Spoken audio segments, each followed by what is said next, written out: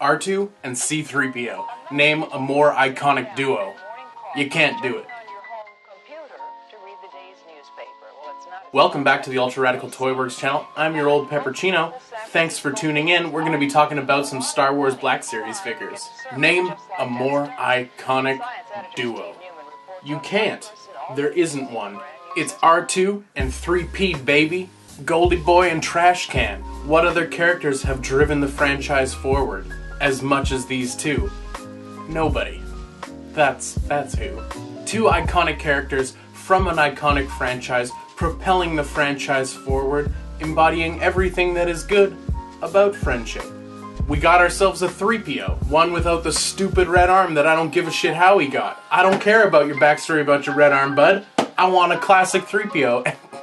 We got him. And we have ourselves the R2D2 in the classic packaging, the kind most people don't actually want to open. I'm gonna open it. Why?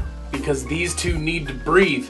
They need to be together. They need to no longer be held within a plastic prison, a bubble-like penitentiary, cardboard and plastic Alcatraz. We gotta free these bad boys. We gotta put our droids together, make some friction. I don't know why I'm being so rough with the packaging. Maybe it's just salt in the wound of the people who want to keep them in pack, but I want to play with them. And that's my choice, goddammit. I bought these. Back off, okay? What do you think you're... Can you name a more iconic Robo duo? You probably can't. Atlas and Peabody? Nah, dog. Mega Man and Rush? Probably not. The Terminator and Linda Hamilton? Honey. The joke is that her acting is unemotional and unfeeling, like that of a machine, and the only flaw in an otherwise perfect film, Terminator 2 Judgment Day, is Linda Hamilton's performance. Let's see what we get when we open these Robo Bros. Enough talking, not enough opening. Let's get into these guys. We're gonna start with our main boy 3PO here. Hey, that's a C3PO! I wish I was better at opening toy packaging without just mauling the shit out of it, but what can I say? I'm a caveman. What we get here with 3PO appears to be the limited articulation you would expect from this robot and his robotic constraints.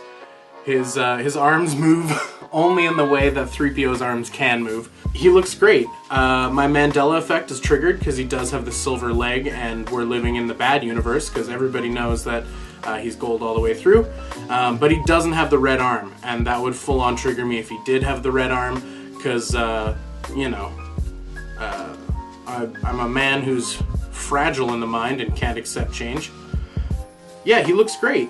He does exactly what you want your 3PO to do. He stands there being C3PO, and he does stand on his own just fine. He's got a bit of a ball peg on the head, so you can get a bit of motion on him. And despite his limited articulation, he's pretty expressive. He's 3PO. In his midsection, it might look rubbery, but I don't think it is. He's got his sort of ab crunch, which can actually go into a pretty bomb-ass limbo position.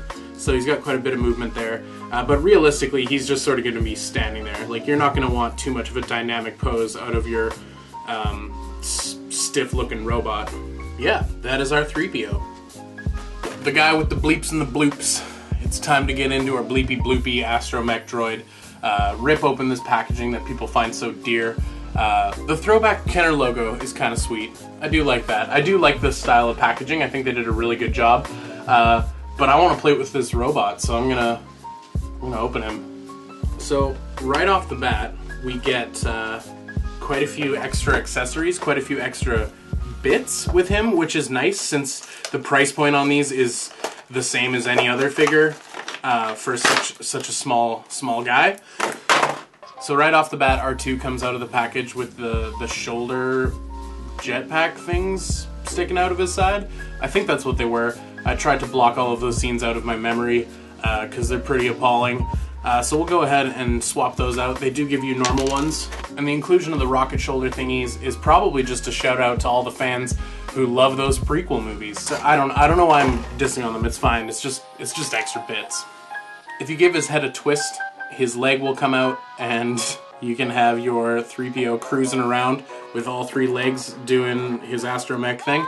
He has compartments on his chest that hold his creepy arms. He does have a spot on his head that pulls off so you can put in his little antennae bits.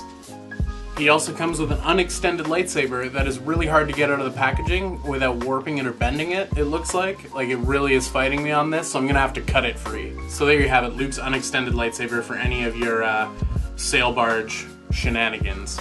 So I guess the final thing to say on these guys is that they look great together. They do the trick, they represent the characters well. There doesn't need to be a ton of articulation or posability with these guys. Obviously, they're sort of just the droids we know and love in their limited mobility.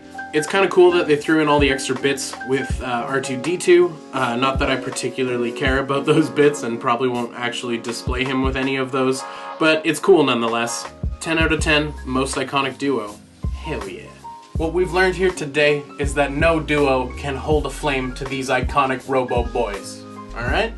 Don't dispute me. Lovable scamps who shuffle about seemingly pointlessly around spaceships somehow propel an iconic franchise forward. Thanks for watching, thanks for hanging with your old Peppercine. Downstairs in those comments, let me know if you can name a more iconic duo. I'll wait. Don't forget to subscribe. I'll see you guys soon. Bye-bye.